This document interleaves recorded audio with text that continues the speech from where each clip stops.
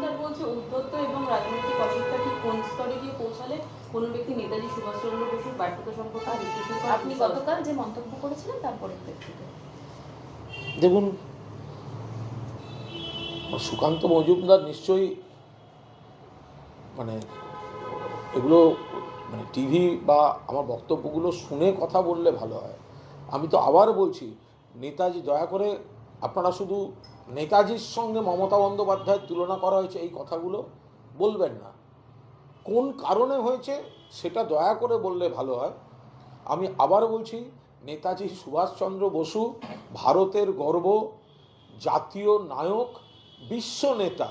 তার স্বাধীনতা সংগ্রাম, তার স্বাধীনতা, আজাদ হিন্দ ফৌজকে পরিচালনা এবং দেশের প্রথম প্রধানমন্ত্রী, তাঁর স্বীকৃতি পাওয়া উচিত। কারণ কিছুদিনের জন্য হলেও আজাদ হিন্দ সরকারের তিনি প্রধানমন্ত্রী ছিলেন, 6টা দেশ তাকে স্বীকৃতি দিয়েছিল। আর সুকান্তবাবু জেনে রাখলে ভালো করবেন, উনি এতদিন আছেন, উনি এখনও সংসদে নেতাজি নিয়ে একটা কথা বলেননি, কিন্তু সংসদে আমার ভাষণ আছে নেতাজি নিয়ে, যে নেতাজির মৃত্যু রহস্য প্রকাশ্যে আনতে সমস্ত ক্লাসিফাইড ফাইলগুলোকে প্রকাশ্যে আনা হোক। এগুলো সংসদে আমার বক্তৃতা, সুকান্তবাবুর দলের কারণ নয়। আমার বক্তব্য হচ্ছে, প্রসঙ্গটা হচ্ছে কংগ্রেস থেকে বেরিয়ে সাকসেসফুলি কেউ ব্যক্তিগতভাবে লড়াইটাকে একটা দলে পরিণত করেছেন এবং মানুষের সমর্থন পেয়েছেন, সাফল্য পেয়েছেন। সেইখানে আমি বলেছি, নেতাজির মতো আকাশচুম্বী উচ্চতার কোনো ব্যক্তি, তিনিও কিন্তু কংগ্রেস থেকে বেরিয়ে যখন তিনি দল গঠন করলেন, সেই দলটা রাজনৈতিকভাবে সাফল্য পায়নি। প্রণব মুখোপাধ্যায়, তাঁর ক্ষেত্রে আকাশছোঁয়া ব্যক্তিত্ব, কিন্তু প্রণববাবুও কংগ্রেস ছেড়ে বেরিয়ে কোনো সাফল্য পাননি নতুন দল নিয়ে।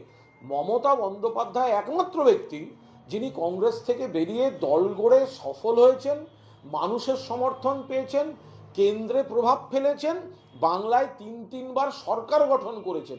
এটা আমি কোথায় ভুল বলেছি? এটা তো নেতাজিকে কোথাও অসম্মান করা নয়, প্রণববাবুকে কোথাও অসম্মান করা নয়।